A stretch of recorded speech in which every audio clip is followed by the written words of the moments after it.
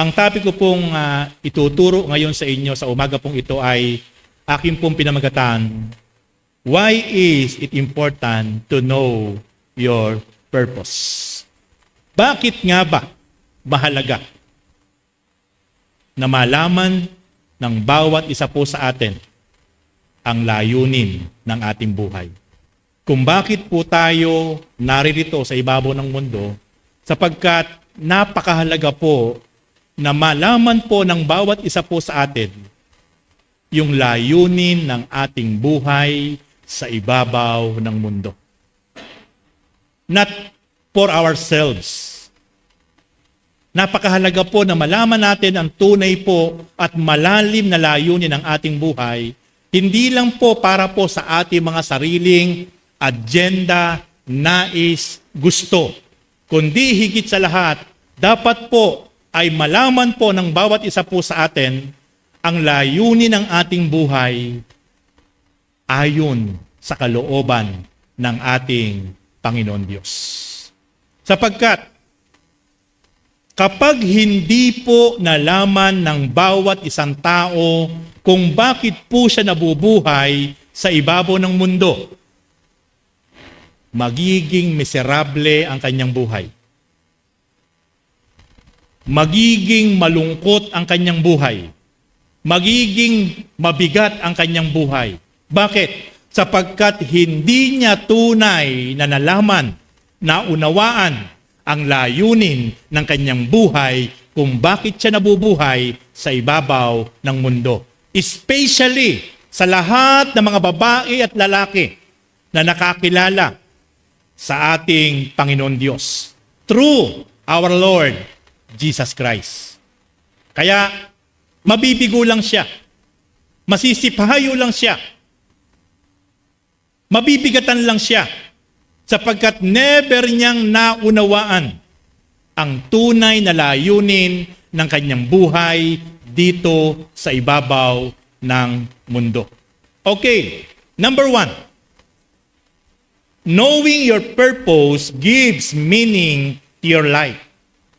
Ang pag-alam sa iyong layunin, ito'y magbibigay ng kahulugan sa iyong buhay. Marami pong tao hindi maunawaan, hindi maintindihan ang malalim na kahulugan ng kanyang buhay kung bakit siya nabubuhay sa ibabaw ng mundo. Kasi hindi po niya naunawaan ang tunay na layunin ng kanyang buhay kung bakit siya nabubuhay sa ibabaw ng mundo. Kaya kapag nalaman po natin, naunawaan po natin ang layunin ng ating buhay, ito po ang magbibigay sa atin ng kahulugan sa ating buhay. At kapag naunawaan natin ang kahulugan, ang malalim na kahulugan ng ating buhay, magiging tama ang hakbang, ang desisyon sa bawat araw na gagawin natin sa ating buhay. Laging magiging tama, magiging smooth, sapagkat naunawaan natin ang tunay na kahulugan ng layunin ng ating buhay. Bakit minsan mabigat? Bakit minsan hindi maintindihan? Bakit minsan nagiging magulo ang buhay ng isang tao sa ibabaw ng mundo? Lalo't higit yung mga taong walang lubos na pagkaunawa sa Diyos. Pero ang mabigat, ito ang masakit. Ang isang taong nakakilala na, ang isang taong naunawaan na ang kalooban ng Diyos. Pero ang mabigat, hindi pa rin niya naintindihan. Hindi pa rin niya naunawaan ang malalim na kahulugan ng kanyang buhay kung bakit siya nabubuhay sa ibabaw ng mundo. Sapagkat hindi niya ninais, hindi niya ginusto na ito'y alamin, ito'y maunawaan ang tunay na layunin ng kanyang buhay kung bakit siya tinawag, kung bakit siya naging anak ng Diyos sa ibabaw ng mundo. At pinili siya sa karamihan. Sa milyong-milyong tao na nabubuhay sa buong mundo, hindi niya ninais, hindi niya ginusto na alamin sa mas malalim na kaparaanan according the plan and purpose of God ay hindi niya ninais na alamin ang tunay na layunin ng kanyang buhay kung bakit siya nabubuhay. Sa aklat po ng Efeso chapter 2 verse 10, ito po ang sinasabi. Tayo'y kanyang nilalang, nilikha sa pamamagitan ni Kristo Jesus. Pasilin niyo po. Kaya po tayo nilikha, kaya po tayo nilalang ng Diyos sa pamamagitan ng kanyang bugtong na anak. Meron siyang purpose. Meron siyang layunin. Ano po yon?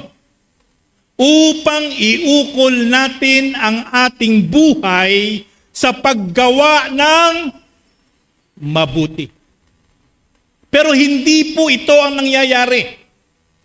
Even po ang marami nagsasabing siya'y Kristiyano, mananampalataya, nakakilala na siya, na-born again na siya. Hindi po ito ang kanyang ginagawa. Instead po na gumawa ng mabuti, kabaliktaran po ang kanyang ginagawa. Instead po na gumawa ng maganda, kabaliktaran po ang kanyang ginagawa. Pero kung maiintindihan po natin ang binabanggit ng Ephesians chapter 2 verse 10, we are created of our God para gumawa ng mabuti. Nilikha niya tayo. Nilalang niya tayo. Sabi po ng Ephesians chapter 2 verse 10, upang iukol natin ang ating buhay, iukol, i-dedicate. This is the purpose of our life in this world. According the purpose of God for us. Amen. Ito po yung layunin. Kaya lang po, hindi po inaalam. Wala pong gustong alamin ang layunin ng kanyang buhay kung bakit siya nabubuhay sa ibabaw ng mundo. Pero ngayon pong umaga, ito po ngayon yung ating inaalam. Napakahalaga na malaman natin ang layunin ng ating buhay kung bakit tayo nabubuhay sa ibabaw ng mundo. And this is the purpose of God for us. Kung bakit niya po tayo nilikha, kung bakit niya po tayo nilalang. Hindi para mag-away-away. Hindi para magpasakitan. Hindi para magkagalit. Hindi ito ang purpose ng Diyos sa ating lahat. Hindi para pasakitan natin ang bawat isa. Hindi para tayo po ay magsalitaan ng masasakit sa bawat isa. Hindi para po tayo ay mag-isnapan sa bawat isa.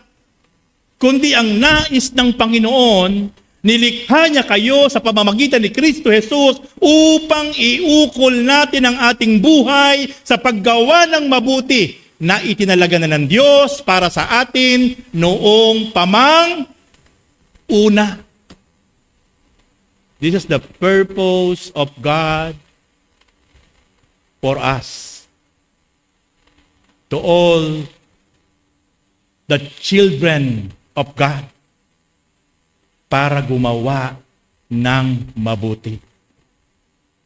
Pero napakahusay po ng kaaway ni Satanas.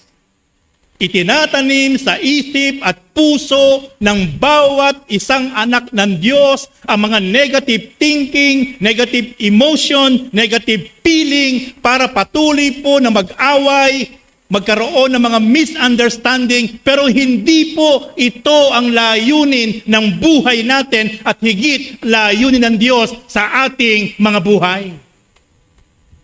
Kaya po tayo nabubuhay sa ibabaw ng mundo para patuloy po tayong kasangkapakanin ng Diyos. Maging instrumento ng Diyos na tayo po ang magiging starting point para patuloy na gumawa ng kabutihan dahil ang Diyos ang ating Ama. Si Jesus ang ating Panginoon. Pero baliktad po ang nangyayari. Hindi po yan ang nangyayari. Pero kapag naunawaan natin, inalam natin ang layunin ng ating buhay, hindi ka magsasawa sa paggawa ng mabuti ayon sa kalooban ng Diyos. Bakit? Sapagkat naunawaan mo ang tunay na layunin ng buhay mo dito sa lupa. Galatians chapter 6 verse 9 to 10, ano po ang sabi? Kaya't huwag tayo magsawa sa paggawa ng mabuti. Inilalagay po ng kaaway na magsawa tayo. Tumigil tayo, huminto tayo. Sapagkat minsan para bang nakikita natin na parang tayo na lang ang nagpapatuloy na gumagawa ng mabuti. Sa kabila na gumagawa ka ng mabuti pero baliktad at pangit ang ginagawa sa iyo. Kaya ini-inject ng kaaway, huminto ka na. Hindi na worth it na patuloy pa ring mabuti ang gagawin mo. Pero sinasabi ng Diyos sa kanyang salita, huwag kayong magsawa sa paggawa ng mabuti. This is the great purpose of God na dapat po nating maintindihan. Patuloy tayong minomotivate, ini-encourage, pinupursu ng Diyos. According His mighty word, huwag kayong magsasawa sa paggawa ng mabuti. But I sad to say, marami na nagsawa, marami nang huminto. Hindi na nagpatuloy na patuloy na gawin ang mabuti bagay sa harap ng Diyos. Pero ang sinasabi ng kanyang salita, huwag kayong magsasawa. Never stop doing good, says Almighty God. Never stop. Huwag kang magsasawa, huwag kang hihinto. This is the purpose of our lives. Di dapat tayo magsawa sa pagpapatuloy na paggawa ng mabuti.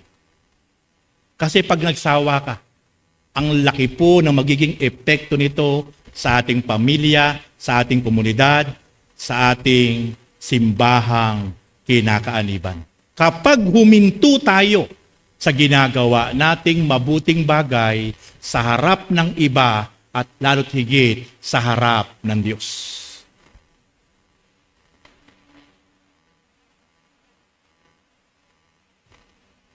Pagdating ng takdang panahon, pansinin niyo mga kapatid, merong tinatawag na due time. May tinatawag na duration. Nakatingin lang ang Diyos. Nakatunghay lang ang Diyos sa bawat isang nagpapatuloy na gumagawa ng mabuti. Huminto na ang lahat, tumigil na ang lahat, natisod na ang lahat, nag-quit na ang lahat, pero ikaw, ako, nagpapatuloy pa rin gumawa ng mabuti ayon sa kalooban ng Diyos. Sabi ng Panginoon, pagdating ng takdang panahon. Tandaan niyo po yan. Sinabi po ng Diyos sa kanyang salita, matapos po niyang tayo ay patuloy na i-encourage, i-motivate, according His powerful word, sabi ng Diyos, pagdating ng takdang panahon, merong tinatawag na perfect timing, perfect day na mula sa Diyos. Nang kaniyang sinasabihan ay yung mga hindi tumigil sa paggawa ng mabuti dito sa lupa sa harap ng mga tao at harap ng Diyos. Huwag kang titigil. Huwag kang magsasawa sa paggawa ng mabuti. Pagdating ng takdang panahon. Kanino sinasabi yan ng Diyos? Sa mga tunay na tapat na anak ng Diyos at lingkod ng Diyos na hindi humihinto, hindi nagsasawa, hindi tumitigil, hindi nagkukwit, hindi tumatalikod sa pagpapatuloy na paggawa ng mabuti sa harap ng tao at harap ng Diyos. Sabi ng Diyos, pagdating ng takdang panahon, tayo'y mag-aani kung, tingnan niyo po, kung hindi tayo magsasawa. Listen carefully. Sino yung aani? Sino yung makakaranas ng pabor mula sa Diyos? Yung mga hindi tumigil, yung mga hindi nagsawa sa paggawa ng mabuti ayon sa kalooban ng Diyos na makapangyarihan sa lahat. This is the secret of highly favor comes from God.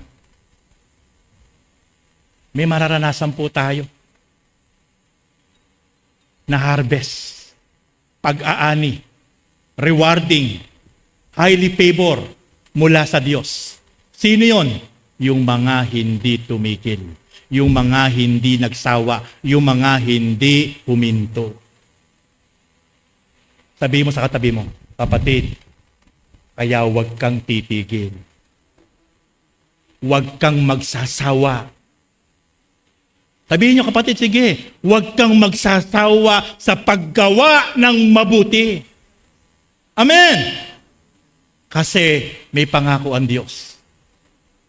May pag-aani, may rewarding, may pabor na ipaparanas ang Diyos sa bawat isang hindi tumigil, hindi huminto sa paggawa ng mabuti. Siya ang magbibigay ng ani sa atin. Pag sinabing ani, blessing yun. Para ka nagtanim ng isang halaman pagkatapos na munga, yun yung blessing. Kaya ani, meron tayong aanihin. At ang magbibigay sa atin ng ani, walang iba kundi ang Diyos. At ang aani lamang, ang qualified lamang, yung mga nagpapatuloy na gumagawa ng mabuti at tapat sa harap ng Diyos na makapangyarihan sa lahat. Hallelujah! Praise God! This is the purpose of our lives in this earth. Samantalahin natin ang lahat ng pagkakataon sa paggawa ng mabuti sa ating kapwa. Every opportunity to do goods sa ating mga kapatid, samantalahin natin.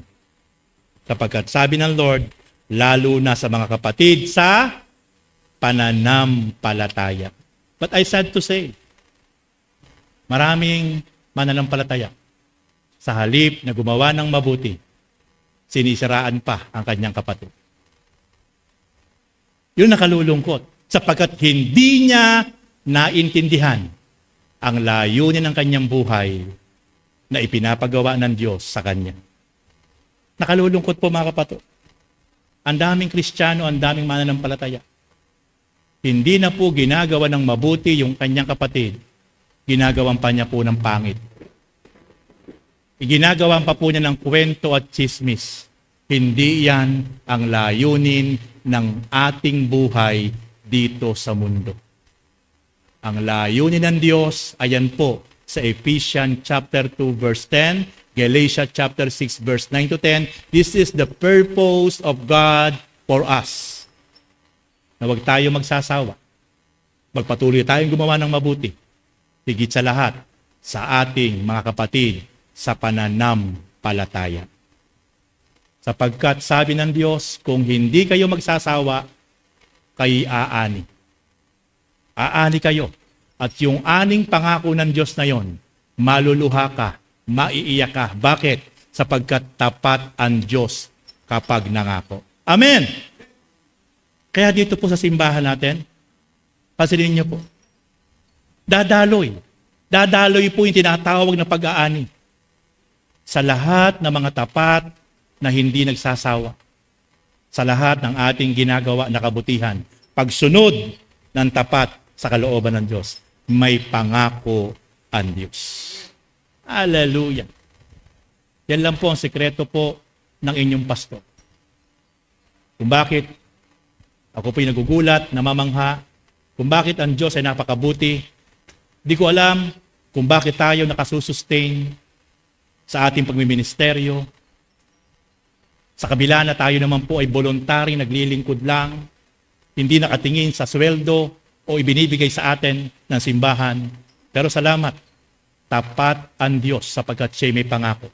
Kapag tayo patuloy na gumagawa at naglilingkod ng tapat, merong ani, merong harvest na ipinangako ang Diyos sa takdang panahon. In perfect time, in due time, laging timing ang Diyos. Amen! Ating palakpakan ng Panginoon. Praise God! Hallelujah! Without God, life has no purpose. And without purpose, life has no meaning. And without meaning, life has no significance or hope. Kung wala ang Diyos, ang buhay ay walang layunin. At kung walang layunin, ang buhay ay walang kahulugan. At kung walang kahulugan, ang buhay ay walang kabuluhan o walang pag-asa. Kaya napakahalaga ang layunin ng ating buhay. Higit sa lahat, napakahalaga ng Diyos. Kapag may Diyos tayong pinaglilingkuran, may Diyos tayong nakilala, may layunin ang ating buhay. Amen? Kaya napakahalaga po na lagi po maunawaan natin ang layunin ng ating buhay. Second point, knowing your purpose simplifies your life. Ang pag-alam sa layunin ng Diyos ay nagiging simple, nagiging smooth, nagiging magaan, nagiging chill, nagiging relax ang sitwasyon ng ating buhay. Ulitin ko mga kapatid, kapag patuloy nating inaalam ang layunin ng ating buhay at ginagawa natin yung layunin ng Diyos sa ating buhay, nagiging magaan, nagiging simple, nagiging peaceful, nagiging joyful ang buhay natin. Yun po ang kahalagahan ng layunin ng buhay natin na naunawaan natin at kinahakbangan natin, ipinamumuhay natin, kasi po ang benepisyo po nun, nagiging peaceful. Nasisimplifies lang po yung buhay natin. Hindi nagiging mabigat, hindi nagiging masalimuot. Bagkus, napakagaan. Napakasimple. Simple lang ang nagiging kasiyahan natin. Simple lang ang nagiging kagalakan natin. Bakit? Kasi po, inaalam natin, hinahakbangan natin ang layunin ng Diyos at layunin ng buhay natin kung bakit tayo naririto sa ibabaw ng mundong ito. Marami pong mayayaman, marami pong maimpluwensyang tao, marami pong taong nakahiga sa kapangyarihan, karangyaan, kayamanan. Pero alam niyo po ba, yung buhay po ng maraming taong ito, wala. Parang hungkag. Kung tatanawin po natin, napakaganda na kanilang tahanan, malapalasyo, napakarami mga investment, napakagagarang sasakyan, napakamamahal na mga gamit, may mataas na posisyon sa gobyerno, Pero dahil hindi naintindihan ang tunay na layunin ng buhay nila at wala silang tunay na relasyon sa Diyos, ang buhay po ay nagiging mabigat, magulo, malungkot. Bakit? Kasi po, hindi nila naintindihan ang layunin po ng Diyos sa buhay nila at ang layunin ng buhay nila kung bakit sila nabubuhay sa ibabaw ng mundo.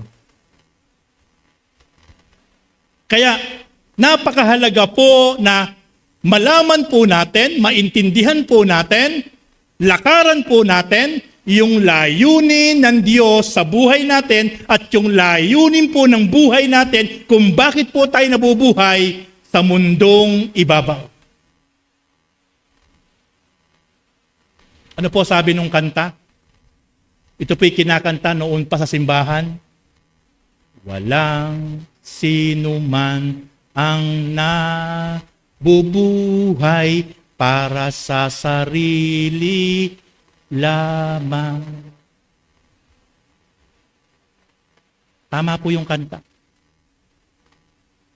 Sinasabi nung kanta, kapag ikay nabubuhay sa ibabaw ng mundo, hindi ka dapat mabuhay sa ibabaw ng mundo para sa iyong sariling layunin, para sa iyong sariling agenda, para sa iyong sariling kagustuhan lamang.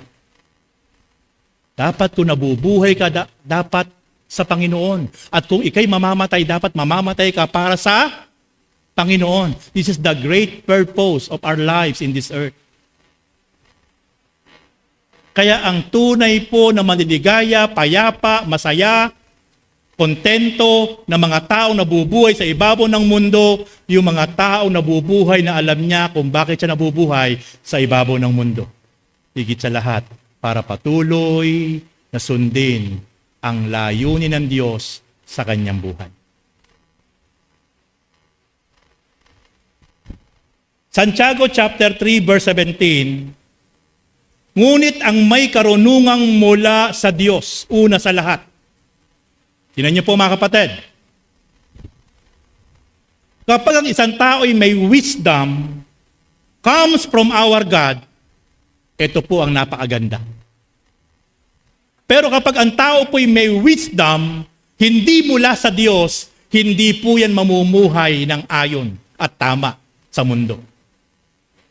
Pero kapag ang isang tao ay may wisdom mula sa Diyos, ito po ang sabi ng Santiago chapter 3 verse 17, ngunit ang may karunungang mula sa Diyos, una sa lahat, ay may malinis na pamumuhay. Ano po yung kauna-unahan? Nakatangian ng isang taong mayroong wisdom na mula sa Diyos, mayroong malinis na pamumuhay. Kapag po ang isang tao ay namumuhay ng marumi, namumuhay sa kasalanan, hindi po ang kanyang karunungan ay mula sa Diyos. Mula lang po sa sekular at mundo. Marami po tayong kababayan na napaatalino, napakarunong. Pero alam niyo po ba, dahil hindi po mula sa Diyos ang kanilang wisdom, ang buhay po ay maraming lihim na itinatago na marumi na ginagawa na kasalanan. Pero kapag ang buhay ng isang tao ay merong karunungang mula sa Diyos, may malinis siyang pamumuhay, siya'y maibigin sa kapayapaan, mahinahon, mapagbigay, mahabagin, at masipag sa paggawa ng mabuti. Hindi nagtatangi at hindi nagkukunwari. This is the purpose of God for us. Na tayo po'y magkaroon ng wisdom or karunungan mula sa Kanya. At kapag po tayo nagkaroon ng karunungan mula sa Diyos, tingnan niyo po yung mga characteristics, yung mga katangian na po pwede pong maranasan natin. Kapag pala tayo ay patuloy nagpapakalalim, nagiging tapat, nagiging submissive, nagiging committed, nagiging dedicated, nagiging faithful sa Diyos, hindi po pwedeng hindi tayo magkaroon ng karunungang mula sa Kanya. Kapag tayo nagbabad sa kanyang salita, kapag tayo nagbabad sa kanyang presensya, kapag tayo nagbabad sa tapat na pagsunod, kapag tayo nagbabad, nagpatuloy sa paggawa ng mabuti ayon sa kalooban ng Diyos, hindi uubra na hindi tayo magkaroon ng karunungang mula sa Diyos. At kapag tayo nagkaroon ng karunungang mula sa Diyos, pansinin niyo po, magiging malinis ang pamumuhay natin. Pandidirihan natin ang mga gawa na marumi at masama. Masusuklam tayo sa mga gawang kasalanan. Hindi na tayo magkukumit sa mga kasalanan na gawang lihim. Magiging transparent ang ating buhay. Magiging lantad ang ating buhay sapagkat tayo nasa liwanag na, wala na sa dilim. Sapagkat tayo nagpapatuloy na gumagawa ng tapat na mabuti sa harap ng Diyos. Tayo nagpapatuloy sumusunod ng tapat sa Diyos. Tayo nagbababad sa Kanyang presensya. Tayo nagbababad sa Kanyang salita. Tayo nagbababad na mag-commit sa pagsunod sa Kanyang kalooban. Kaya hindi po pwedeng hindi tayo magkaroon ng wisdom mula sa Diyos. At kapag nagkaroon tayo ng wisdom mula sa Diyos, sabi po rito, magiging malinis ang ating pamumuhay. Magiging maibigin tayo sa kapayapaan. Ayaw na ng gulo. Ayaw na ng issue. Ang gusto mo, laging payapa. Ayaw mo ng conflict. Gusto mo laging payapa.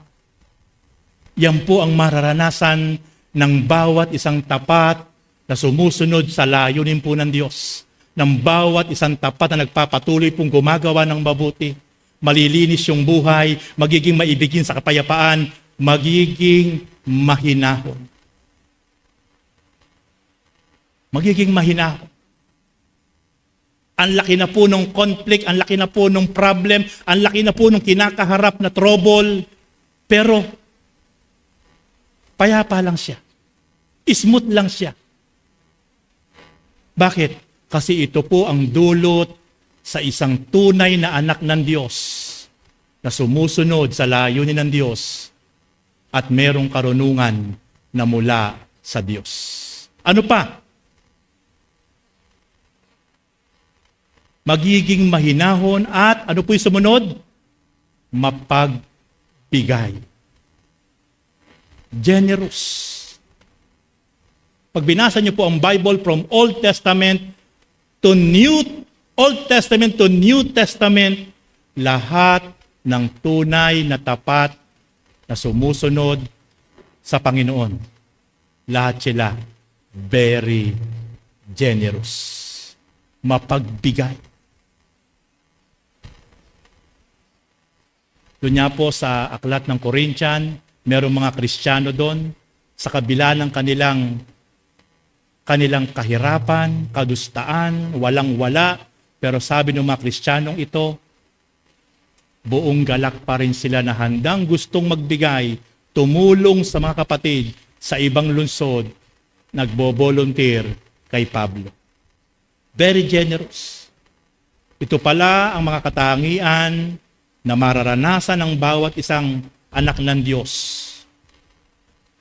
Dahil nagpapatuloy na gumagawa ng mabuti, sinusunod ang layon ng Diyos, nagkaroon ng wisdom, nalilinis ang buhay, nagiging maibigin sa kapayapaan, nagiging mahinahon, naging mapagbigay, mahabagin. At masipag sa paggawa ng mabuti. Hindi nagtatangi at hindi nagkukunwari. This is the purpose of our lives, mga kapatid. Ito po yung layunin ng buhay natin. Kaya sabi ng Lord, huwag kang titigil. Huwag kang magsasawa. Yun din po ang sinasabi ng Santiago chapter 3 verse 17. Magpatuloy kayong gumawa ng mabuti. Magpatuloy kayong maging mahabagin. Magpatuloy kayong maibigin sa kapayapaan. Magpatuloy kayong maging mapagbigay. Magpatuloy kayong maging malinis ang buhay. This is the purpose of God for us. But I sad to say, baliktad po ang nangyayari. Kahit simbahan, kung meron dapat tahimik na lugar Pero ginugulo po ng kaaway. Ginugulo ang kaaway. Nawawala yung pag-ibig, nawawala yung kapayapaan. Nagtatalo-talo, nag-aaway.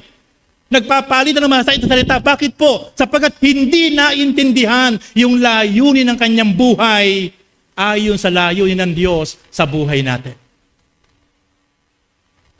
Mga kapatid, napakahalaga na maunawaan natin, malaman natin ang layunin ng ating buhay dito sa mundo. Third point, knowing your purpose focuses your life with trust and hope.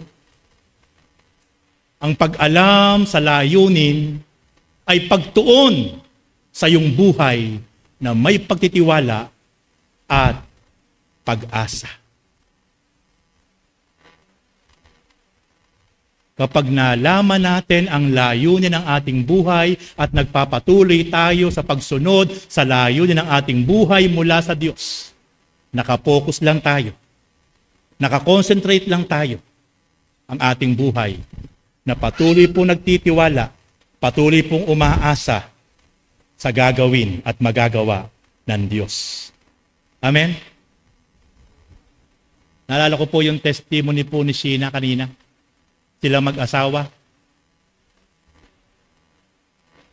Sinabi ng mga Obigaini, 3 Obigaini po ang nagsabi sa kanila, hindi kayo magkakaanak. Walang chance na magkaanak kayo ng normal by sexually contact. Wala. Testimony po ito ni Sheena. Gaano kasakit yon? Mga professional Obigaini, hindi basta-basta. Kinonfirm ng 2 Obigaini, nag-second opinion, nag-third opinion. Wala. Walang chance. Chinekap sila, chinekap si Francis, wala talagang chance na sila yung magkaanak. Pero salamat, sabi ko nga sa inyo, hindi nawala ng kabuluhan yung mga salita ng Diyos na aking naituro sa kanila, napakinggan nila sa mahabang panahon. Na alam kong ito'y tumimo sa puso at isip nila. Na anuman ang nangyayari sa ating buhay, anuman ang nagaganap sa ating buhay, masakit man, negatibo man, huwag mong questionin ang Diyos. Huwag mong susumbatan ang Diyos. At huwag na huwag nating ipagmamalaki, Lord, tapat naman ako sa iyo. Lord, naglilingkod naman ako sa iyo. Lord, kung bakit ako patuloy po naglilingkod ng tapat sa iyo, bakit ganito ang ipinaranas mo sa akin? Huwag na huwag po natin itong gagawin. Salamat. Sapagkat yun ang sinasabi po ni Francis sa kanyang asawa. Sa panahon ng sobrang kalungkutan, binabanggit ni Francis, walang anak ng Diyos. Walang anak ng Diyos na hahayaan ng Diyos na patuloy na habang panahon ay luluha at iiyak. Amen? At hindi lang sa panahon ng pagpapala, paggalaw ng Diyos tayo magiging tapat. Kahit ano ang sitwasyon, magpapatuloy tayo na ginagawa natin kung ano ang layunin ng Diyos sa ating buhay.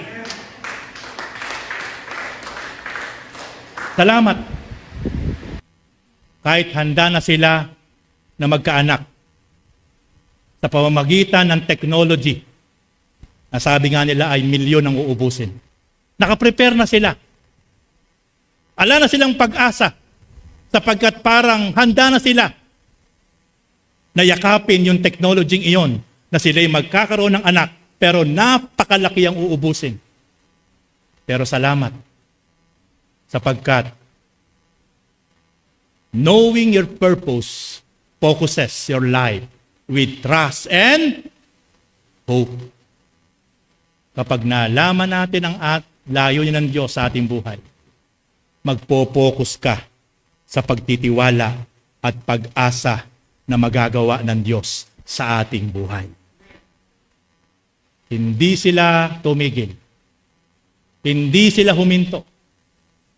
Kahit sila ay nagpapatuloy na sumusunod ng tapat sa Panginoon, hindi kinuwestiyon ng Diyos. Hindi nagalit sa Diyos. Bagkus nagpatuloy na sumunod na gawin ang mabuti at tama sa harapan ng Diyos. At patuloy na nagtiwala through prayer by trust and hope. At salamat, ayon sa testimony ni Sheena, isang araw, siya po ay hindi po dinatnan. At nagbaka sakali na mag-self-check. At doon nakita nila, ngayon si Sheena ay nagdadalang tao sa galaw at kapangyarihan ng Diyos. Wow! Tama ang ating pinag-aaralan. Kapag patuloy nating inalam at nilakaran ang layunin ng Diyos at layunin po natin, magpapatuloy kang magpo-focus, magtutuon sa pagtitiwala at pag-asa at magagawa ng Diyos.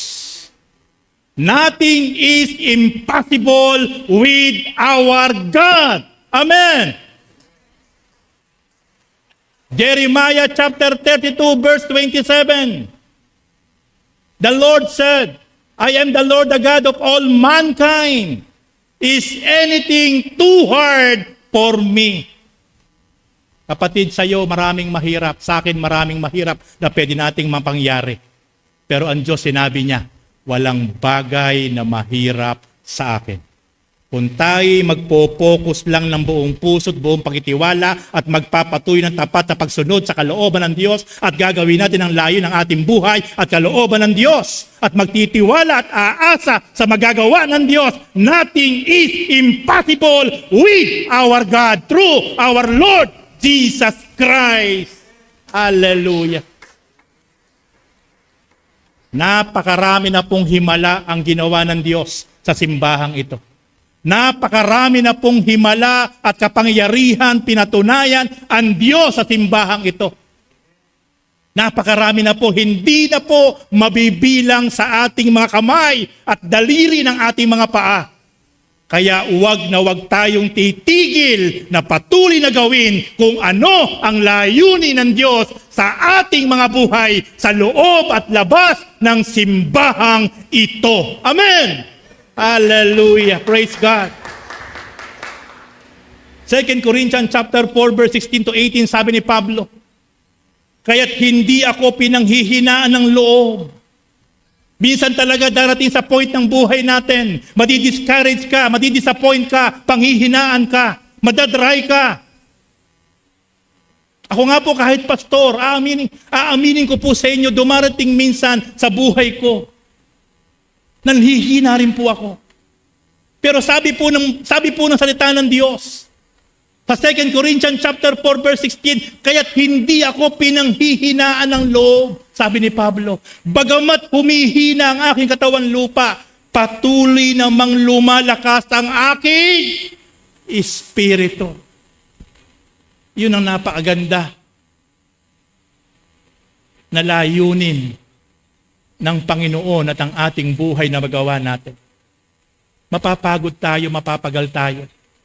Mahihirapan ang isip mo, mahihirapan ang damdamin mo. Pero wag na wag mong hahayaan yung spiritual life mo ay patuloy na manghina. Amen. Kapatid, tatapatin ko kayo. Minsan may mga panahon na hindi mo na maintindihan ang buhay. May mga panahon na naho-hopeless ka na, nadi-discourage ka na. Ito yung naranasan ni Pablo. Pinanghihinaan din siya ng loob. Nanlulupaypay din siya, napapagod din siya. Humihina din yung kanyang katawan lupa. Pero sabi ni Pablo, pero patuloy namang lumalakas ang aking espiritu.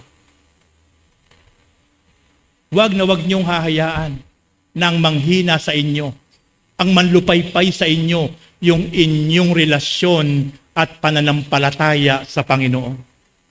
sapagkat yun ang pinakamabigat na senaryo na mararanasan ng isang tao. Verse 17, ang bahagya at panandaliang kapigatian dinaranas ko ngayon ay magbubunga ng kaligayahang walang hanggan at walang katulad. Kung dumadanas man tayo ng kalungkutan, kapigatian, pero mga kapatid, ang kasunod nito ay walang hanggang kaligayahan na magmumula sa ating Panginoon. Verse 18, kaya't ang paningin namin nakapako sa mga bagay na di nakikita, hindi sa nakikita, sapagkat panandalian lamang ang mga bagay na nakikita, ngunit walang hanggan ang mga bagay na hindi nakikita. Ganun po lakaran ni Pablo ang kanyang layunin ng kanyang buhay sa ibabaw ng mundo. Hindi siya nakatingin sa mga bagay na nakikita. Hindi siya nakatuon sa mga bagay na naririnig. Hindi siya nakapokus sa mga bagay na nangyayari sa kapaligiran. Siya'y nakapokus sa mga bagay na hindi nakikita. Sapagkat alam niya, ang mga bagay na nakikita ay pansamantala lang. Pero ang mga bagay na hindi nakikita ay eternal, forever. Ito yung layunin ng Diyos. Hallelujah. Mga kapatid, napakasarap. Patuloy ang bawat isa po sa atin ay mag-focus at pagtuunan ang pagtitiwala, pag-asa at pagsunod ng tapat sa kalooban ng Diyos na ito yung kanyang layunin sa ating mga buhay.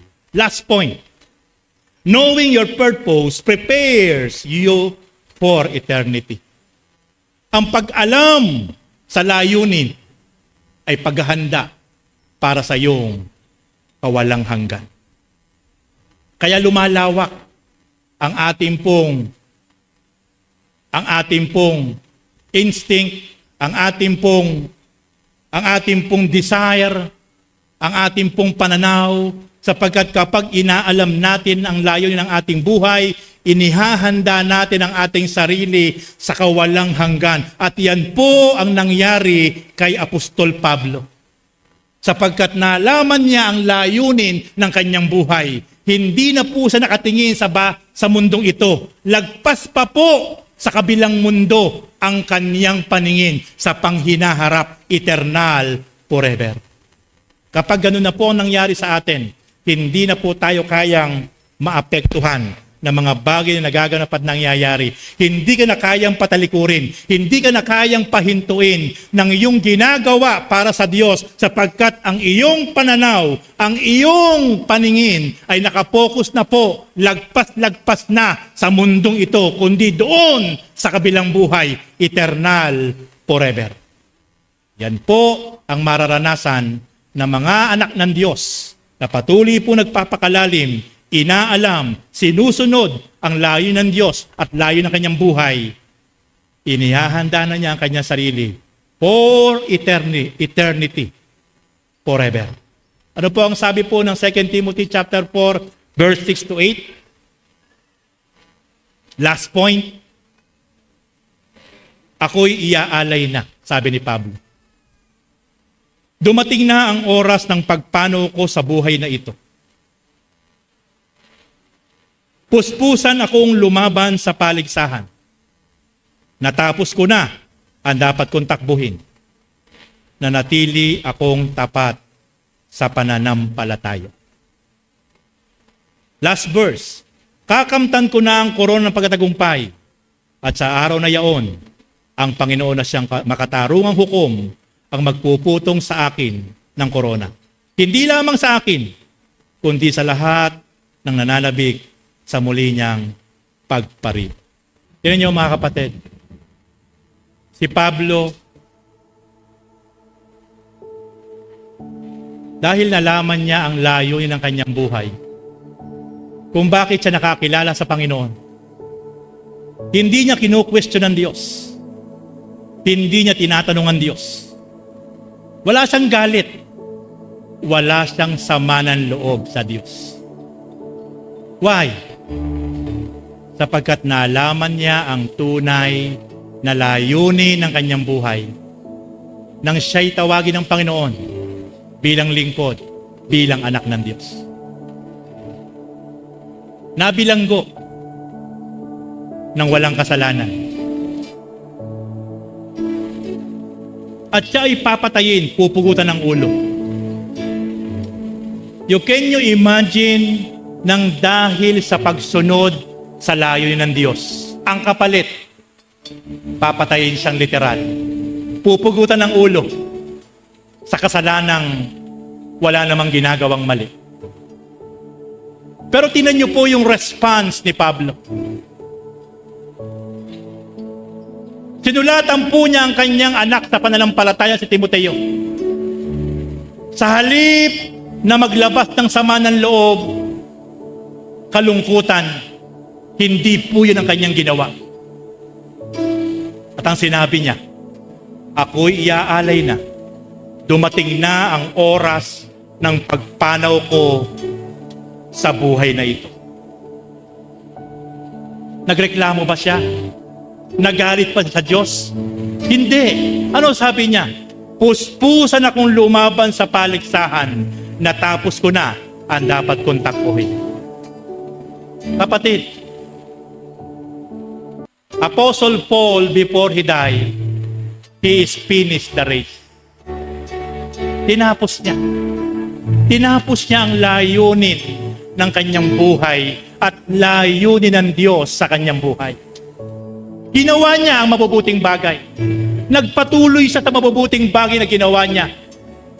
Sa kabila na baliktad ang naranasan niya, papatayin siya, ikinulong siya, pero hindi nag-complain, hindi nagreklamo, hindi nagalit sa Diyos. Ano sabi niya? Kakamtan ko na ang korona ng pagkatagumpay. At ang magpuputong nito sa akin ay walang iba kundi ang aking Panginoon. Hindi lamang sa akin, kundi sa bawat isang tapat na sumunod sa Panginoon. Wow! Kapatid, sa halip na magalit, sa halip na magreklamo sa Diyos, sabik na sabik siya na humarap sa Panginoon. Handang mamatay sa kabila ng walang kasalanang ginagawa. Kahit papatayin siya, pupugutan ng ulo, hindi niya kinuwestiyon ng Diyos. Hindi niya sinumbatan ng Diyos. Hindi siya nagalit sa Diyos. Bagkus patuloy pa na nasabik na humarap sa Panginoon sapagkat alam niya sa lahat ng kanyang ginawa na mabuti, nagpatuloy, hindi huminto, hindi tumigil, hindi sumuko. Na itatanggap ng korona ng pagkatagumpay at ang magpuputong nito sa kanya'y walang iba kundi ang kanyang Panginoon na pinaglingkuran, tinanggap bilang Panginoon at tagapagligtas. Kapatid, ano ngayon ang pwede nating idahilan? Ano ngayon ang pwede natin iganti sa Diyos? Kapatid, may pagsubok ka ba? May alalahanin ka ba? May problema ka ba? May sakit ka ba? Kapatid, wala. Walang po pwedeng makapaghiwalay sa atin sa Panginoon. Walang po pwedeng makapagpatigil sa atin sa Panginoon. Walang po pwedeng makapagpahinto sa atin sa Panginoon sa pagmamahal na ipinadama niya sa ating lahat. Kapatid, magpatuloy ka lang. Patuloy mong gawin ang layunin ng Diyos sa buhay mo. Hallelujah.